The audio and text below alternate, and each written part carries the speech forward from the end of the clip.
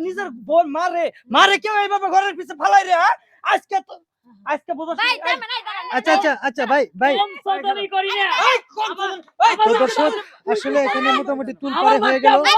আচ্ছা ভাই রাখেন আমার মা আপনি ভাবছেন ভাই হ্যাঁ? আমরা বাস্তবে আমি নেই। আমার কাছে উনা যদি এতই দরদ লাগে নেন দুই দিন রাইখা হাগামুতা সাফ করেন কইরা দেখেন কেমন লাগে দূর থেকে তো সবাই খাওয়া মারতে পারেন না উনার জায়গাতে আমি আছি ভাই প্রতিটা দিন বিছানার মধ্যে পড়সা পায়খানা করে মাইক খেলা খাবার দিলে খাইবো ঠিকই অনেকগুলা খাবার খাইবো কিন্তু উনি যে প্রস্তাব করবে পায়খানা এই মহিলা এই চুপ থাক আমার মায়ে প্যারালাইসিসের রোগী ছিল ঠিক আছে আমার মায়ে তো বিছনায় পায়খানা প্রস্রাব করছে তাই কি আমার প্রস্রাব করে নাই আর আমার বড় কি ঘরের বাইরে ফেলাই দিছে আপনার মা আপনি ভিক্ষা করে খাওয়াইছে জানি সব কিছু জানি আচ্ছা ভাই ভিক্ষা করে খাওয়াইছে আমরা তো ভিক্ষা করবে দেই নাই আচ্ছা শুনেন ভাই দেখুন আমি কথা কই না এই চুপ আপনি করো শুনবেন সাংবাদিক ভাই আছে সম্মান করো